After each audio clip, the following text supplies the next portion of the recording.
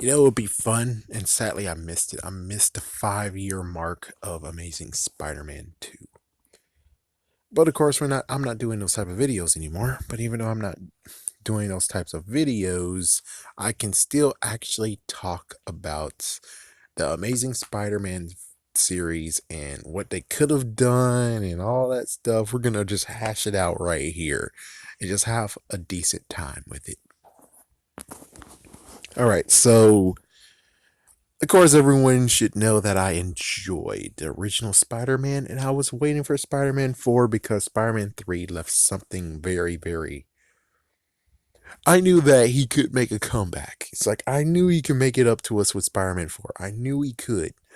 But of course, you know how it is. Sony, they were actually saying, oh, well, now we can actually do it and have fun. We saw you do 3 movies. Surely we can actually play and actually make a Spider-Man movie and be able to actually say, look at us, we're awesome. So what they basically did is X out Sam Raimi, made sure that Sam Raimi has a bad name considering Spider-Man 3 was pretty bad. Made sure that Tobey Maguire was kicked out too, and then there you go. There's the whole entire thing destroyed. So they had to figure out what can we do. Do you gotta find a brand new director? Oh, the guy who did Sundance looks like he's a good puppet. And then they're like, okay, well, he's gonna find us a Spider-Man, so let's find him a Spider-Man. And he found a Spider-Man because, well, apparently he liked the way he ate a sandwich. It was a hamburger. The way he ate the hamburger was Peter Parker to him, and that is how we got to Andrew Garfield being Spider Man. Now, the interesting part is what happened with the script. The script actually was supposed to be the untold story of Spider Man, and well, there was lots of promises that it was based on the MCU, but it's called Amazing Spider-Man, not Ultimate Spider-Man. But of course, if it was called Ultimate Spider-Man, well, Ultimate Spider-Man would have a bad name anyways. But considering the freaking comic book doesn't really exist anymore, if they pooped on that name, it would have been fine anyways because the freaking comic book got canceled within like a few years later. So yeah, but instead they chose Amazing Spider-Man, which that was a little bit confusing, and they wanted to make it dark and gritty because, well, at that time, Batman was around. It's kind of funny at the same time they also got Man of Steel, and they were like, well, we got to make that dark too. Well, of course, it wasn't Sony, it was WB. So both of our shining heroes that's supposed to actually be the brighter side and the hope for us have both been thrown in the shit. So, anyways, Amazing Spider-Man, they decided to give us a costume. The costume was pretty weird. And, well, if we're actually going to dissect Amazing Spider-Man, technically, basically, the people at Oscorp could have easily figured out that Peter Parker is Spider-Man. Not only because he actually was bitten by a spider and they most likely have security cameras. In the second movie, they finally actually showed they have security cameras. But more than anything is he has to buy the freaking tinsel of Oscorp somewhere. So I'm pretty sure they're able to actually track him to where he actually shipped him, which is most likely his house because he's an idiot. Just saying. They're trying to show how much of a genius he is making the web shooters, but he doesn't make web fluid. Instead, he actually buys his stuff from Oscorp. And you're telling me that there's no freaking way how they can't actually trace it back to him. I'm sorry, but that's a load of that's a load of freaking But besides that weird messed up crap, and besides the untold story actually getting botched, and not to mention that the first part of the freaking script, the first script that was made, was supposed to have the Proto Goblin in it, which makes sense. But of course, well, since there's something been lingering since the Sam Raimi movies. It's the fact that they had the lizard, but they never showed it. So they're like, we're gonna give them the lizard, so he'll be already used and addressed. And then yeah, they cut out Proto Goblin, which is like, oh, that sucks. But sure, why not? And then it's just kind of like, what the frick and all that stuff. It's like, oh my gosh, I don't understand.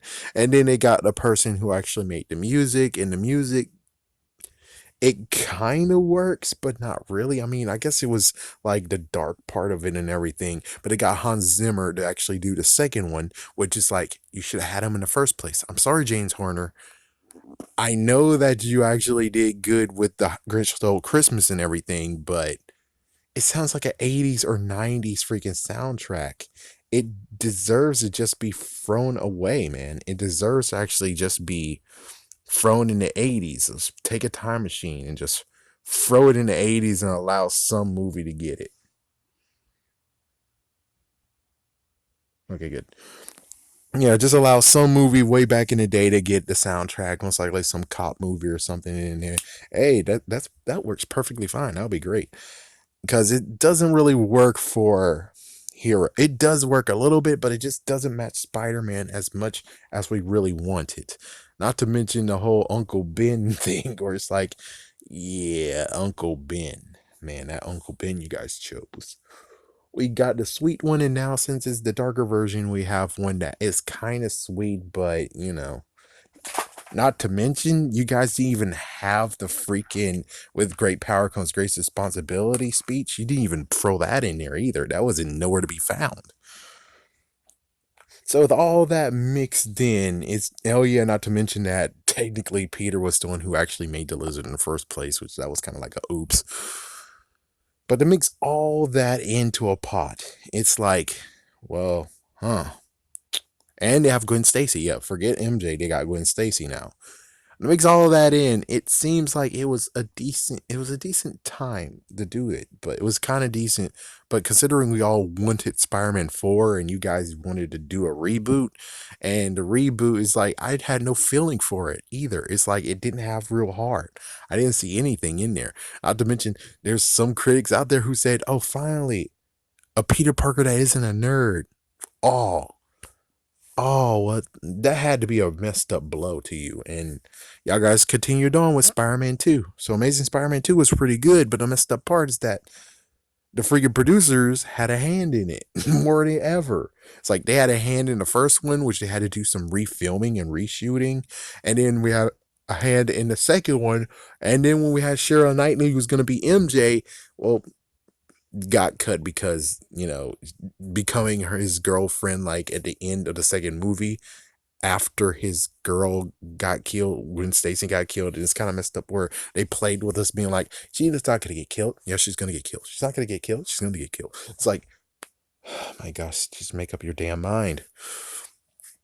But the movie, my personal opinion, the second movie was freaking good. The only messed up part is that the freaking producers had a hand in it. It's like, yeah, but oh my gosh, they got the Avengers. Oh, good lord, we got the Avengers. We got to do something quick. Rush the Sinister Six in there. Put as much Sinister Six as you can in there. Do it now. Put everything in the Sinister Six in there. Throw it in there. And it's like, gee whiz, not to mention the leaked.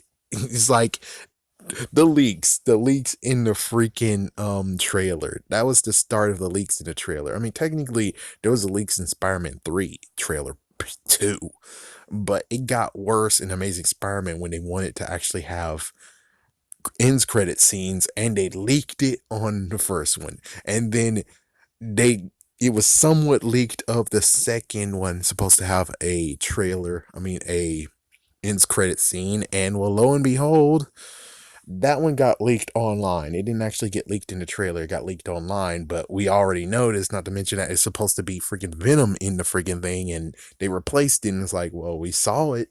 You can't run. But the thing is, oh yeah, not to mention the airplane thing, that didn't need to be a part of it.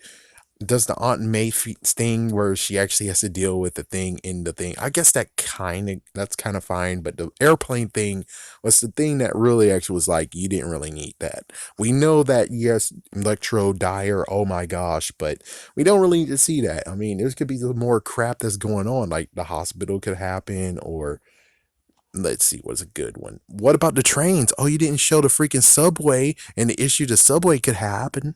It's like, yeah, it's like, gee whiz, y'all guys freaking put too much stuff in the freaking second movie. That is the reason why it got crippled and died. I mean, frick, guys. What you really needed to do for this case is step back and just watch your freaking the thing you created continue.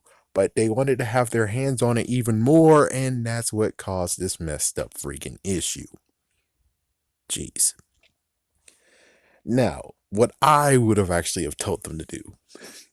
Besides telling them, hey, make Spider-Man 4, continue it, then you could actually leak it with the MCU. I mean, come on. Spider-Man 3 was in 2007. Then you have a 3-year gap in every single movie. So that means that Iron Man could have been introduced. Um Hulk could be introduced. And at this point, it's just before we have Thor and Captain America introduced. So at that point, you could easily have done some interesting stuff to actually make it like, oh, yeah, because you can easily do it. And yes, I know Doctor Strange, and it's kind of funny that there was a video that someone was like, yeah, so in Spider-Man 2, you had the Punisher in there. And it's like, I knew there was something weird about that guy. It was like, I didn't really call it, but I knew there was something up with that guy who looked back at Mary Jane. I'm like, why are you, this guy in black, you just, I don't know what the frick. Yeah, that's for Doctor Strange. It's like, dude, Doctor Strange was supposed to have a movie in 2005. They were working on it. If you guys are actually cool, which you're supposed to be, what, culture and your English and stuff, it's like, you should have had that in your research. You should already knew that they were going to try to do a Doctor Strange movie around the 2005, 2006. That's why they say Doctor Strange. But apparently they didn't do their research. Just like how Hasbro's kind of doing right now. Damn. But more than anything is like, what you guys could have done is like, yes, I know Doctor Strange, that would have been an issue, but you could have actually had Peter Parker span through the whole entire thing, and then you could have killed him, and then we could have got Miles Morales very, very quickly because we had Spider-Man. We had him. But then you guys did that, and it was kind of messed up too, where we came close to actually, oh my gosh, because we were about to have the Oscorp building in Avengers, which means that the one that they rebooted would have actually have been the Spider-Man we would have still had in the MCU because, well, but thank goodness that Sony put a freaking move being like, the Oscorp building's not done yet. It's not done yet at all. So it's like, that saved us. It's like, oh, thank God. It's like, oh, thank God. Now, what they could have done between 2011 all the way to 2016, if you wanted to do dark and gritty, why the hell didn't you do Spider-Man Noir? It's like, are you fucking kidding me? It's like, yeah, Sony does not know whatsoever they have in the freaking thing. All they know is that they have Spider-Man and they have Venom. And of course, they love the hell out of Venom. Yeah, it's like they finally figured out, oh, Morbius is something cool we can use, guys. And then, of course, Enter the Spider-Verse, which wasn't anyone, it's just the freaking guys who had Lego movie. They were the ones who actually said, oh, there's more spider people, and then there was Spider-Verse. So it's like they were easily able to do lots of crap to where it's like, oh, look at that. They knew more people, but it wasn't really Sony doing it. The freaking producers sat back and just let them do something. It's like, yeah, that's what they need to do. Sit back and don't say shit. But what they could have done is easily just had Spider-Man Noir. Maybe they could have had Spider-Man 2099, which that would have been kind of like a, not sure. But if they would have just did a trilogy of Spider-Man Noir, or basically it would just be 2 movies, I don't think that would have been a bad idea because they wanted dark and gritty. So there's a dark and gritty Spider-Man. If you really want to, you can just do Spider-Man one-offs where it's like you have Spider-Man Noir, you tell his story in one movie, you're good. And then maybe the Spider-Man that apparently was exclusive first in Spider-Man Edge of Time, the Spider-Man that was, oh yeah, they couldn't do it because Wolverine had to be involved too. Oh, I wonder if they could actually did a deal with Fox. They came so close way back in the 2000s with Spider-Man because yeah, Wolverine was about to actually be a part of Spider-Man. But well, Hugh Jackman was cool with it. But sadly, Fox was like, "We don't know where his costume is, man. So no, you don't know where the fuck his costume is." It's like, yeah, but in the second movie, did he wear his costume? No. Yeah, I'm pretty sure in the second movie he didn't use a costume at all. So let me see. Anything else? Yeah, just basically they could have just done Spider-Man Noir. And if lucky, they could have actually done Assassin Spider-Man where he actually lost himself and now he's just a full-blooded killer. It's like, you want it freaking dark and gritty? Well, there you freaking damn go. It's like, you just gotta dive into it. Instead, they're like, no, we're just gonna turn Peter Parker into a dark person instead of looking for someone that has dark tones in it. And since they didn't do that, and they tried to do Spider-Man like that, and then they got the message from, at least that's the good news. They got the message from the fans and were like, oh man, they didn't like the fact that it was dark. Well, we gotta brighten it up, and that's why they put the sequel. Which I'm like, yeah, that could have done that for freaking Green Lantern. Well, WB. But, well, since it was like later after Green Lantern, it's too bad they didn't actually have like a nice little, see, Sony did it. Why don't you do it? Listen to the fans and do what they wanted. And there you go. It's like, even though it's the first movie, it's like, hey, even Marvel had a cough up in the first Iron Man movie. It's like, you can do it too, WB. You could have done it too. And oh well. But yeah, that's basically all that they could have done. Sony could have done. It's like, yeah, they could have got Hans Zimmerman to actually done both movies music wise. If they want to do gritty, they could have just picked noir. If they just should have just picked noir. That's what they really should have done. Just pick noir and just be done with it. But well, we had the Amazing Spider-Man series. The first one sucked. The second one was pretty good. But you guys meddled in both of them anyway, so it's like, I don't really know what to tell you besides, could have been a good movie if you freaking producers just butted out in the first damn place.